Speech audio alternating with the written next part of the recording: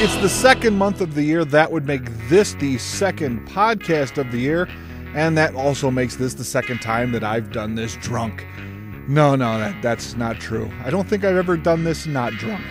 But this is FearZone.com's February Frights, so let's see what I can sober up for and check out this month on DVD. First up is a ton of Friday the 13th stuff. First, from Paramount, there's Friday the 13th and Parts 1 and Part 3, with Part 3 being in 3D.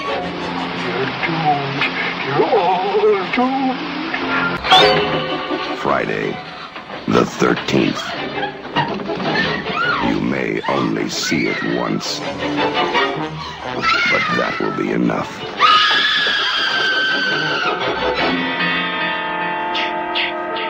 Friday the 13th.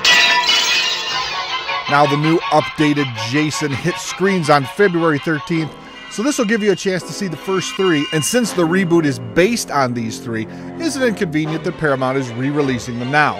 It's just damn considerate if you ask me. Looking for something a little bit more contemporary? Well, New Line Cinema is also banking on Jason Mania hitting pretty hard this month with a new Jason Slasher collection, featuring Jason Goes to Hell, the movie that got everyone excited about Freddy meeting Jason, Jason X, which sent our hockey masked hero into outer space, and Freddy vs. Jason, where our two favorite slashers get together to solve mysteries or something. I really can't remember that one. Still not enough Friday the 13th for you? Well, luckily, Paramount is releasing Friday the 13th, the series, Season 2 this month. All 26 episodes on 6 DVDs.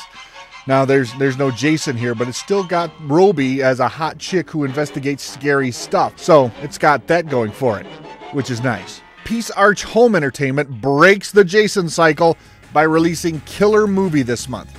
This is a story of a reality show gone horribly wrong. Reality television has saved television. We all aspire to the truth, and what greater truth is there than reality, even when it's scripted?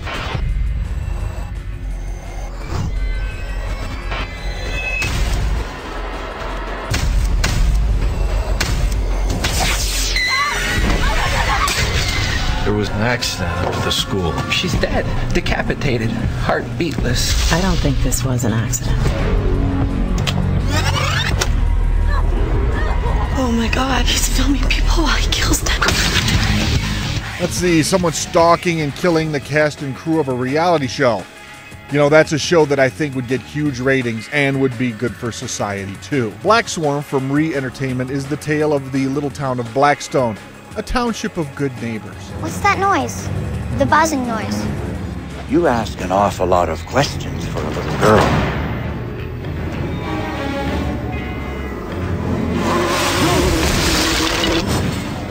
What happened to him? Beats the hell out of me. Looks like a stinger from a wasp. She stings her victim, and she deposits her eggs inside. What the hell is going on? Oh yeah, those neighbors, they're genetically modified wasps, which is still preferable to the neighbors I actually have. Alright fanboys, hold on to your water. Image Entertainment is releasing My Name is Bruce this month. The story of Bruce Campbell as he stands up to an ancient Chinese demon. You know his name. Bruce Campbell is the greatest actor of his generation. Bruce Campbell. Hey, I know that guy.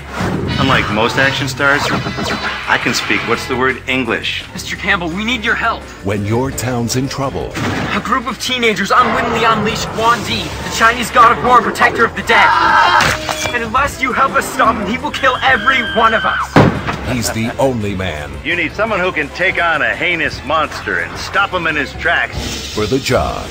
That would be me. Hip hip hooray! You sure you're ready for this, Bruce? Kid, I made a movie in Bulgaria. I'm ready for anything. For the legend. Retreat! They call... Shoot it! You never told me that this monster was real. Bruce. This is sure to provide hours of entertainment for fans and hours of painful conversation and signing lines for Mr. Campbell. Strand Releasing is giving us Otto, or Up with Dead People, this month. The tale of a handsome, sensitive neo-goth zombie who's having a bit of an identity crisis. Otto appears to be a zombie movie of a different variety. Director Bruce LaBruce has created a new zombie movie said to be hyper-political and sexy. And it's just what we needed, zombie political groups. Looking for one of those first-person shaky cam movies? Then Sony Pictures is about to make you happy with Quarantine. In March 2008, the U.S. government issued an emergency order sealing off an apartment complex in Los Angeles, California. 48 hours later, a hazmat team was sent to investigate the quarantined building. Authorities have denied any knowledge of the incident. The residents were never heard from again. There were no explanations. There was no evidence. Until now. Unlike other first-person shaky cam movies from the past, this one's actually good. And yes, I'm talking about Cloverfield. Quarantine is a great movie that manages to keep the first-person perspective while still handing us all the scares and gore that we want.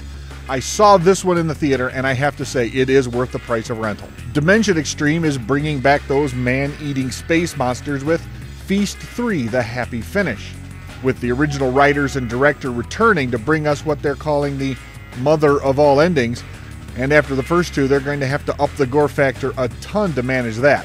Good luck, guys. Now, in case you haven't heard, they're remaking a classic horror movie. No, not Friday the 13th, The Last House on the Left. Yes, I hear the moans, yours and mine both. But for you kids who've never even heard of this movie, you're in luck. MGM is going to make it all right by re-releasing the original Wes Craven Nightmare to DVD this month. Marie and her friend, two girls from the suburbs, going to the city to have a good time. 4 killers on the loose, also looking for a good time. And the road leads to nowhere. They meet in the last house on the left. What began as a birthday party ends as a nightmare. If you haven't seen this original 70s horror, then you better get your ass to the video store and grab it. It's one of the most violent, disturbing movies ever made, and it's one of my personal favorites. Hey, who called me a sicko? Lionsgate is releasing Scourge today. Something strange is going on in a small town. Think this is funny, Stacy?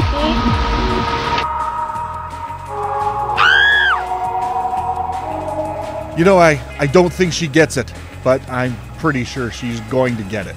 The Scourge is an ancient pestilence that's released from a church where it's been entombed for about a century and a half. And it looks like it's going to start affecting people fairly quickly. And finally, my DVD pick of the month is from Lionsgate. It's The Midnight Meat Train, the Clive Barker tale of a monster butcher who's stalking the New York subway system. It began with a photograph. A single act of unthinkable evil. What happened? I saw it. Take your pictures to the cops. I wasn't stalking her. But you did continue to photograph.